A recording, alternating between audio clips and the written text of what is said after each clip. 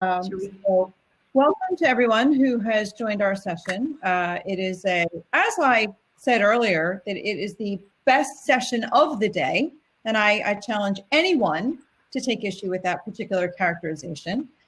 So welcome to everyone who has found us.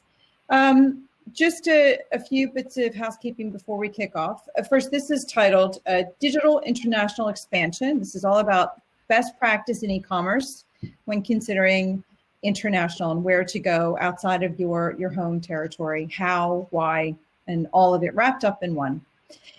And my name is Gabrielle Hase. Just real quickly, please always put questions in the chat bar. So we will have time for questions, and the more the better. And you've got huge brain trust here in our panel and our panelists today. So I would recommend everyone to take advantage of it big time. So I'll get to as many questions as possible at the end. But just by way of introduction, my name is Gabrielle Hase, and I have worked in e-commerce, worked in helping retailers and brands launch their e-commerce businesses for about 15 years.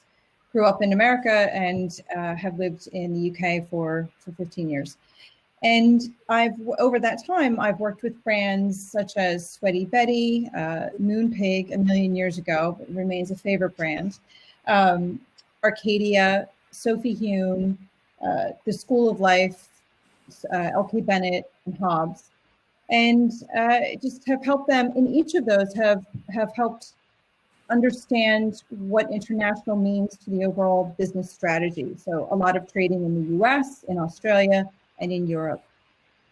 So I'll ask the panel to introduce themselves and in particular to highlight experience with international in doing so. So Claire, why don't we start with you? Hey everyone, thanks so much for having me. Really delighted to be here. My name's Claire. I currently work at Unilever. I'm the VP of Global Ecom. My background is a real mixture. I started my career in a startup, which I just adored. Was the best 6 years of my life, definitely, I would say. And I had that experience of being a startup, then getting bought and doing integration. I then did a bit of consultancy. I then went to work for Virgin Atlantic to work on another startup, which failed miserably. But it was really great fun for a couple of years to try and make it work, and also then eventually integrate it into the business. I then went on to Selfridges, headed up the kind of digital marketing side there for nearly 6 years, and was part of the founding team of e-commerce, really looking at all markets of international expansion. And then I landed up at Unilever, and today my biggest markets are China, India, and the US. So I don't spend a huge amount of time working in the UK. So I guess my experience, bit of mixture of startups, corporates, and a lot of international thrown in there as well. Great, thanks. Nicole? Yeah, hi everyone. Thanks so much for having me. I'm excited to be here. I have worked in a lot of places around the world, but most recently my sort of biggest international role was running the international business for Etsy for about 8 years, where we invested primarily in the UK, France, and Germany, Canada, and Australia, but we also went to India while I was there, which was an interesting experience in internationalization. But I have also spent time at a startup in the UK called MyDeco, at Bebo, where I looked after the international business, at Google, where I got the opportunity to live in India, and before that at Amex, where I got the opportunity to live in Japan. So originally American, but have spent time in lots of different places. There are a lot of frequent flyer miles between this group, I'm sure. Lisa? Hi, everybody. I'm Lisa Rodwell. This is really fun, and thanks for inviting me. By my accent, you may think that I'm from the US behind me, but I'm actually from Canada. And my career really spans both corporate early on, then startup, scale up, back to startup. And, you know, if I look at my first sort of consumer tech business that I worked on, it was at eBay. And it was in Canada. We were the first international market when I joined. So it was a long time ago, early 2002. And so I experienced the whole international expansion of eBay as one of the international markets. And then, my career took me actually over to the UK, and I worked for another large tech business, Yahoo, working after their European businesses, very different online dating, search, you name it. And then I jumped into the startup space, and I joined 15 people at moo.com, an online printing company, and saw that scale from headquarters in the UK, but really serving an international footprint. Our biggest market was the US, but we also had, orders coming in from probably over 80 different countries. Then kind of went to another startup, Wool and the Gang, which is sort of fashion meets DIY. Again, running from the UK, an international footprint. Very sort of startup, scale up, taking different approaches to different markets. And then more recently, after spending some time in fintech, I've been working with a couple online retailers, one early stage business, just launched this year called Swift Home, and they're primarily in the UK, but we're looking at what does that international expansion look like.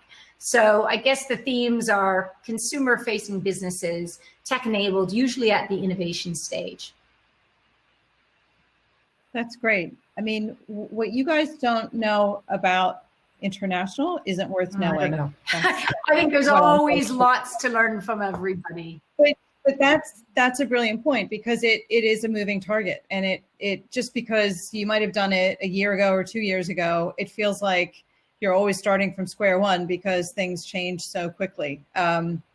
Certainly not, you can build up an experience in this. So Nicole, I'd like to start with you real quickly. First of all, the breadth of experience here is really interesting because it's from startup to scale up, and enterprise and marketplace. And a lot of people who are listening can latch on to one of those at least and have personal experience with it. Where you take your business internationally is always a big question, and how you do it. So Nicole, if you could let me in a little bit on the thought process in the different businesses you've been in. How do you, when you think about international, how do you approach it? Meaning, has it always been the one strategic driver? Has it been something to think about after you've done, put out this fire?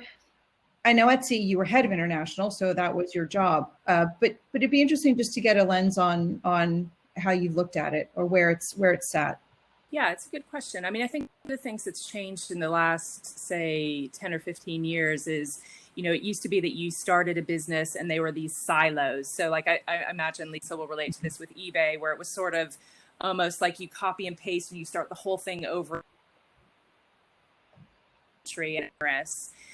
My 8 years at Etsy felt really different, because whether we liked it or not, we sort of had users in 200 countries, that just from day one. And so I think this probably applies to Etsy as a big platform, but also to anybody as small as the people selling on Etsy, is kind of, like it or not, you're global already, I guess is what I would say. And so I think the trick is trying to figure out what tools can help you scale quickly. There's a lot of because of that dynamic, a lot of great tools out there. So whether it be, Google Translate helping you with your customer service in markets where you don't have people speaking that language, or a company that I sit on the board of called Gelato, which can help you print things around the world with the push of a button. There are lots of tools out there that help you scale. That said, I think one of the hardest things about my job at Etsy was trying to prioritize, because at the end of the day, while you want to sort of step carefully into a market and test it out, and in a digital world, you don't have to make a big upfront investment necessarily to go into a market. You do want to be in a position where you are investing deliberately and trying to see deliberate returns. And that's hard to do, even for example, in more than a handful of markets, I think. So I think, especially while you're little, I've been at the entrepreneur end of this, it's hard to say no to opportunities, because they all seem juicy and exciting, and like how there's like a romance to getting orders from Japan, and from places that are, all around the world. But I think, my biggest piece of advice, while it sounds like a cliche, is at the end of the day, you need to pick like, okay, which are the markets where we're really going to get a reliable stream of income, and we're going to make very deliberate investments. because you're global now, whether you like it or not. So it's hard to make those trade-offs. Thanks. Lisa, picking up on Nicole's point about, it's hard to say no, but that you do have to prioritize. What's some of the that you've used in the past to prioritize and to determine where to put that investment? Yeah, I think taking some indicators from your early successes. So if I look at both Moo.com and Will and the Gang, some of the things that Nicole said sounded so familiar. As an early stage business, you're looking for revenue everywhere. So your early stage, we had all these people at Moo coming in from Japan, but after learning a little bit more about that market, which, at that stage, we didn't know that much. We realized, well, we're getting these early adopters. We just could not scale. So I think you take as much sort of research you can get from sales indicators and then find out more about the market before you jump right in. One of the things that we did, like, for example, with Will and the Gang, actually with Canada, I mentioned before I'm from Canada. I mean, we had a big influx of customer service requests asking for for us to sell to that market. But it was just, when we learned more about the duties and the complications, we just felt like it's not worth it. But you always hate to say no. So is there other opportunities you can look for? So in that case, we got partner retailers, so we could focus on the markets that made sense. I guess it's really not only taking the indicators, but then figuring out, how quickly can you scale and what's involved in the investment. To Nicole's point, you've got to put, people and resources against it to make sense. Otherwise, you're just throwing, you're throwing yourself at all those different sides, or you're throwing resources and nothing returns. Mm-hmm. And Claire, in your experience, obviously you're at Unilever now. You've had smaller scale experience in your background with regards to working on startups. But you're a startup within Unilever. But let's just play devil's advocate. You have all the resources. You could throw, well, that's the perception. You could throw something at every territory under the sun. So how do you prioritize? Yeah, it's such a good question and a dilemma, and that you've got. And when I look at what's happened over the last 6 months or so, when you look at e-commerce, gosh, this acceleration has happened in a couple of months, really, that we hadn't, the same growth was there over 10 years. So we're experiencing in all markets around the world a very big channel shift, and therefore it's forced us to actually invest in a channel that perhaps in other nascent markets we wouldn't have done it just yet. So I was just with our Vietnam team on Friday, and they were probably 1% of their market was coming through e-commerce in terms of total turnover. Already in this 6 month period, suddenly 8% of their sales are coming.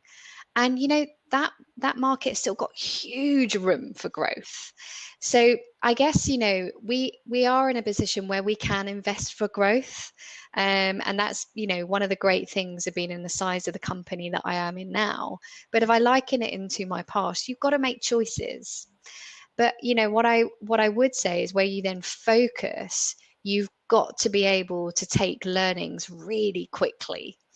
And I think this is the great space about working in digital, is that you can get learnings really quickly and get out if you're not seeing some of the traction early, because you're not going to clearly be able to operate in 190 countries like Unilever can, but we've got resources and wealth to be able to do that.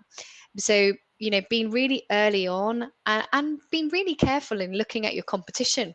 What are other people doing in the space? What can you learn from them? So before you go fully into a market, there's so much learnings that you can garner from other people and what they're doing by just doing your homework, of just simply picking up your mobile phone and going and have a look at how other brands are representing themselves, or using a tool like SimilarWeb where you can see how they're getting their traffic. So really doing your homework But equally, if you're learning, learn fast, fail fast mentality. That's something I've, really been trying to bring into Unilever before we invest too much and pull out if we're not seeing the returns.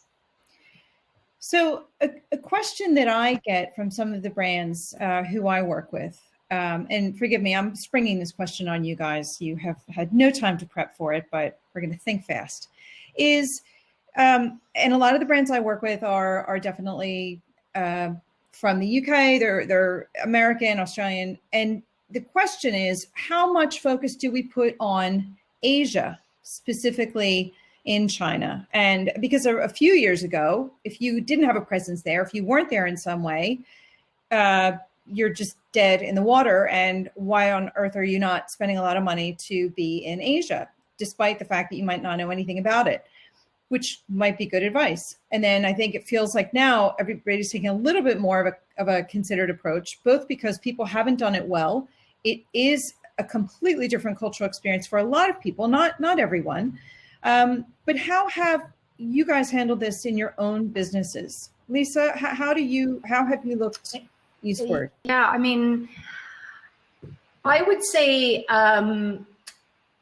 Wool and the Gang actually was is the example I'll take. And it goes back to where was there indicators of sales. So it wasn't like we looked at Asia and went, ooh, let's go to Asia, which we don't know at all on the team. We really didn't. Europe and North America and Australia, we could handle. But actually we started to see the sales, and we started to see it both through retail. And it was at that point that we realized actually our brand stood for something there. But we still knew we didn't have the expertise on the team. We actually worked with some of the UK bodies, governmental bodies, to help us kind of better understand, but also we found a partner there. And we set up a partnership relationship who we really trusted. And actually, to be honest, some of the bigger companies helped us out. Farfetch was amazing at giving us some insight into, South Korea was a huge market for us. And they told us more about what our brand meant there. Now, that was quite a unique situation. I think I would honestly not jump to go to a market I didn't have expertise, or someone on the team to have expertise. Because at the end of the day, you got to understand the consumers and you got to understand the market. But if there really is an opportunity, then perhaps you invest in that. But in at least that research phase. Mm-hmm. Nicole, you've done a lot in the East, haven't you? Well, we didn't do so Etsy actually, and it's funny because every time somebody new that was senior at Etsy, they would ask me this question: China, why aren't we in Japan? And my team and I had this, like, to go back to Lisa's thing about indicators, we had this like very simple 2x2 that was the potential of a market and then the ease of the entry into the market, or the investment required to get there. And so, the investment required for us, again, I think every, product and service is different. But as a platform, going into, double byte characters and looking at the regulatory constraints, it pretty quickly meant that like China and Japan looked like these enormous opportunities, but they were very far over on the other dimension. And so I didn't spend a lot of time talking about this at Etsy, but it's funny, every time somebody senior would come in, they would sort of ask the question and we would have that conversation. But we were, I would say maybe I felt proud of our ability to resist some like sort of faddish desire for us to move in that direction in some ways because of the investment required. And that's an opportunity cost to not invest in markets that are more, again, when you're not maybe Unilever and you have more constrained resource, you could be investing in getting France to be instead of, trying to figure out the regulatory environment in China around a marketplace platform. Now, what I will say is that we did that. I think sounds like there's commonality with Claire is we did go into India. And I think that's an interesting market, again, depending on your product or service, for a lot of reasons, just because it is a very outward looking country. It's very English proficient. There's a very large, middle class growing there that don't behaviorally look all that dissimilar to Western Europeans in some ways when you look at a certain segment. So for us, we found that to be a much again, on that dimension of ease or investment required, we found that to be a much more attractive market than some of the markets that were further east. There. Gabrielle, you want me to add to it? I mean, I guess I'll talk about a couple of experiences. When I was at Selfridges, we clearly, if you only have to go to Oxford Street and see that, the brand had a huge penetration with Chinese tourists. So there was a clear opportunity. Now, what's quite interesting, if you look at the UK, there's a big proportion of Chinese students that buy luxury goods. So we already had a big Chinese population that were, spending with us. And you can take a lot of learnings, actually, by looking at Chinese communities, certainly in your kind of market of origin, I would say. But and I think what Lisa and kind of Nicole said, I would echo. I think going into China requires the right strategic partnership. You do need people on the ground. And I have to reflect from my experience of now going to Unilever, from the learnings that we really took from Selfridges. We didn't probably really scratch the surface of the opportunity. By actually having the right agency partner, the right fulfillment partner, it is an amazing market, but it is fundamentally different. The ecosystem is different, technology is different, the use of your mobile to pay for everything, the culture is completely different. So you can't underestimate the taking that really requires to win in China. And when I now look at Unilever, we've got 150 strong team when it comes to really driving e-commerce. But when we look at some of the local players there, their ability to bring innovation, speed, and extract the fantastic market that is there is second to none. So the local players are really able to move with such agility. So I think China, without a doubt, is incredible. I think there's a couple of people here that have kind of said they're doing beauty startups. Oh my God, it's like beauty on speed.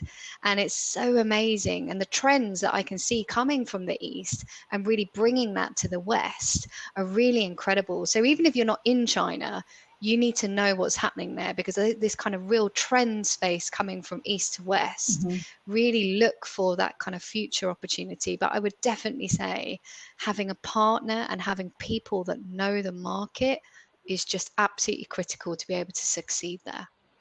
Well, it's interesting. I'll bring it and look westward a bit, because I think we've all had experience on this call being in the UK and working with UK brands who think, oh, America's huge. We can go over there and we'll get tons of sales really quickly because it's the same language. And it's kind of the same culture, isn't it? And you think, oh, no. So in a very subtle but no less profound way, I think America is seen as a very big market. There are challenges that people have to consider when going there as well.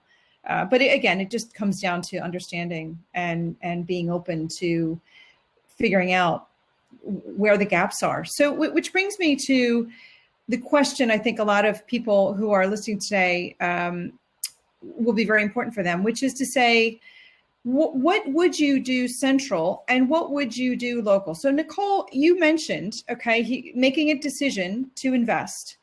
And once you do that, what does investment look like? Or what takes a country or a territory from we're getting inbound interest, interesting, it's one to watch, to, okay, this is one of 2 or 3 or 5 regions that we're actually going to do some investment in. What does that look like? Does it mean hiring one person in central to own it? Does it mean translating the website? Does it mean hiring somebody in market? I know it's a variation of all of those things, but if you guys could help me put some color to the question, that would be great. Who wants to start? Oh, Nicole, go ahead. I was just going to jump in. Sorry. Yeah. I mean, I think what I've learned over the years is to try to centralize as much as you can, right? And invest in the things that are truly unique to that market, because it frees you up to make that investment in the market. So at Etsy, we did sort of the obvious things very centrally. So like performance marketing, we spent loads of money on Google. That is, a highly scientific process, largely quantitative, and doesn't require a huge amount of market context to get done fairly well. So that was done by a bunch of people in Brooklyn. Similarly, building products, believe it or not, was largely done by teams centralized in the US. Now we had a ring-fenced set of resources that we could prioritize their work for the international team, but they were really worked very closely with the product team in the US. The thing that I think is often required a certain type of marketing, right? So not performance-based marketing, but the things that are a little bit more subtle. And at Etsy in particular, building up the supply side was very local. So I'll give you one quick example and then I'll let the others jump in. But building up supply in a lot of our markets around the world was mostly a marketing exercise, trying to get in front of the right people. But when we went into India, to Claire's good point, we looked around at like, well, how does everybody else do this in India? And it turns out, whether you're Uber or another kind of platform, like people get on mopeds and they go around the cities and they sit down with these small businesses and they help them set up with a laptop, so it's really a very entrepreneurial sales process that happens. And so we had to do a little bit of convincing of headquarters that we were going to do this thing that seemed sort of crazy. But within a very short period of time, by sort of like testing and iterating and stepping our way into it, we gained confidence that it was the right thing to do there. And so that was managed by an amazing India MD that we hired, and he was, had the freedom and resource to do that.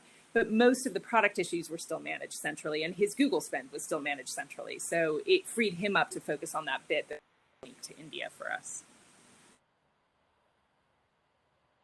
Yeah, talk about, feet on the ground. Quite literal. Yeah. Lisa? Mute. Maybe we'll talk a couple of examples. I think Nicole's right, centralize as much as you can. And actually thinking about my experience way back when at eBay, at first they had everybody all around the world, and then since then they centralized back. But if I look at moo.com and their expansion from day one, while it was a UK business, 60% of the sales was in the US. That was day one. And that was just because of how we launched, and we launched with partnerships in the US. Actually, I believe Bebo was one of them, but they were.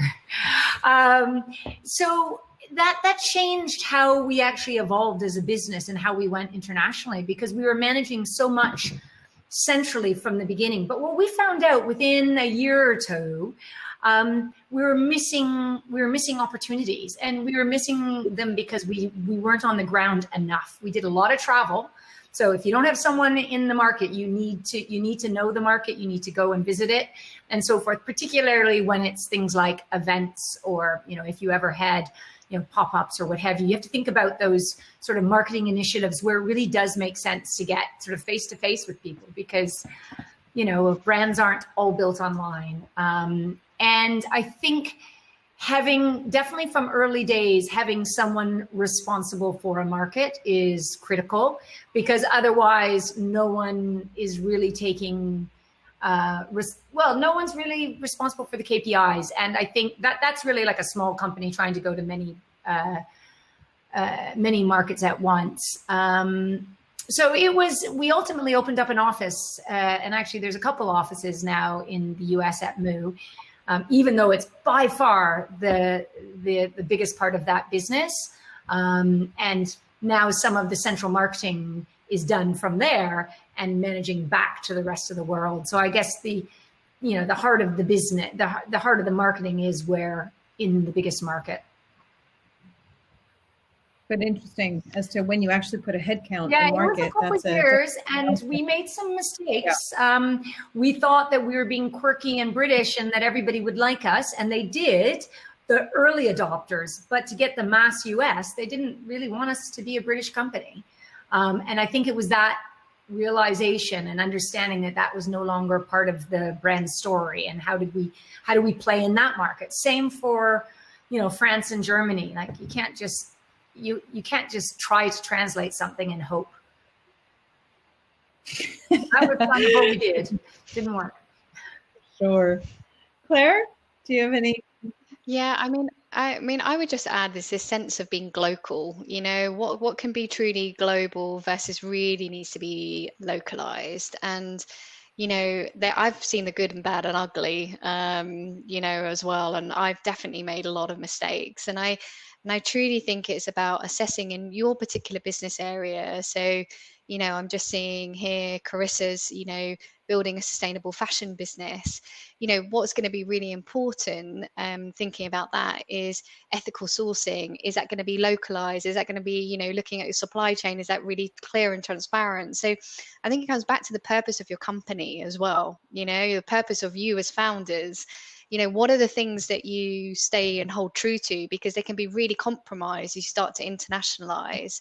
So, being really clear. I think there's things like content I've personally found easier to be global and then localized through through translation, search, as kind of Nicole's kind of talked about. But then even product innovation, some of that you can do globally, definitely. But then there are local nuances. It could be fragrance, it could be packaging, it could be some things that you really need to think about. So this sense around, I love what Lisa kind of said. We took some learnings, and then actually we made the decision because we thought we'd been quirky and British, and being like, sometimes you're going to have to learn as you go here. And there's nothing wrong with learning, but I think you've got to do it in probably what I was saying earlier.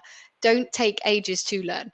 Make some decision points about your critical success criteria of being, when do we make that decision? Because it can be really painful to learn from those mistakes and really costly then to rectify them. So I think, this sense of being local, there's great businesses like the Hut Group. I was learning about them only really recently. I mean, their workforce is mainly in Manchester.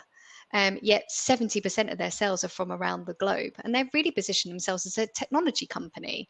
And now they're able to, within 4 weeks, scale a dispatch center all around the world because they've got the right core technology and capability. So again, thinking about, the internet, I guess, is boundless, and we're creating this borderless world now. So there's a lot that can be, but you do really need to think about the areas that truly do need to be local. And you as business owners, I guess, would know that better than anyone. And there's always going to be a little bit of emotion that comes into play as well when it comes to brand values and things like that.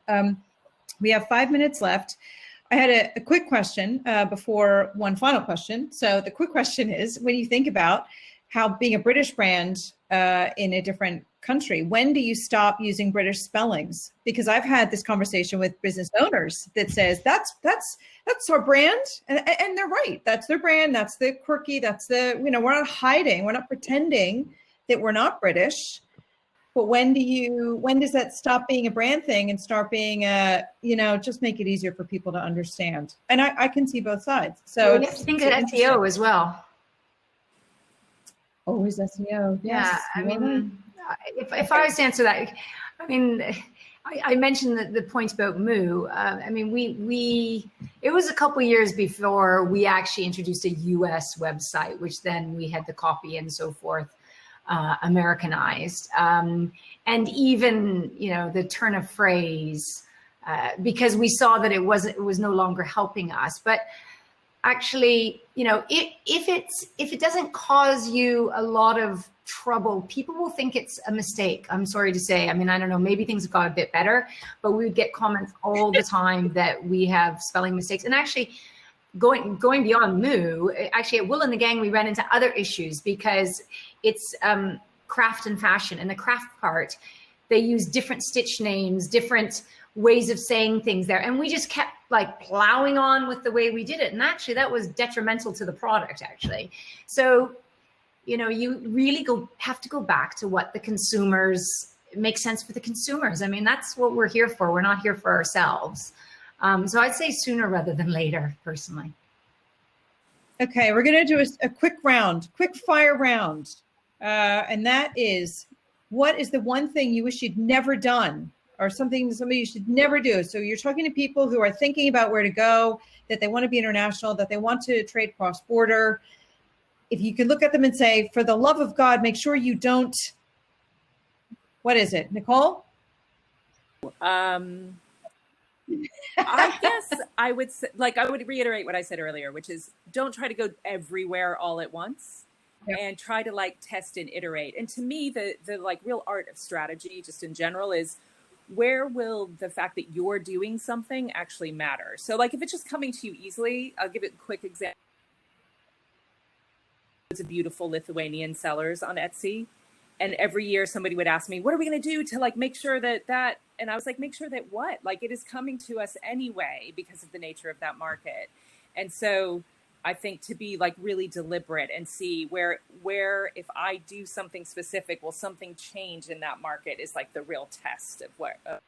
That's great. Claire? Yeah, I would really echo what Nicole said. Don't spread yourself too thinly. I think really critical that you've got some successes and focus on one or two markets and get those right rather than trying to be everything to everyone, because that's where you can just scale too soon. So being able to be and be clear about what success looks like and hold yourself to that. And what will be some of the things that you're going to live and die on a sword by that you won't compromise. And so being clear on that and focus and get learnings quickly. Those would be my tips. Got it.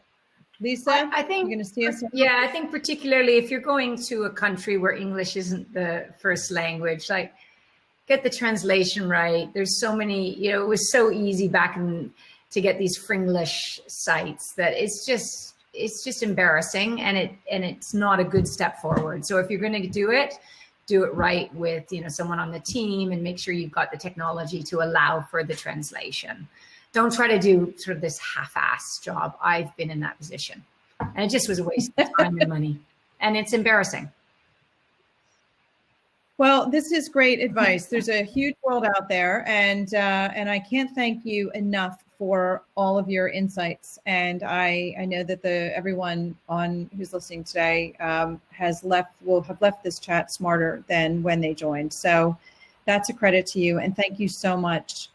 I think what is happening now is a brief networking session, 15-minute networking session. So you can go to the left to the networking tab, click on that, say hello, and then think about your international strategy. I mean, that's what I'm going to do. So and everyone for joining. Bye, guys. Thanks. Thank you so much. Gabrielle. Thank you.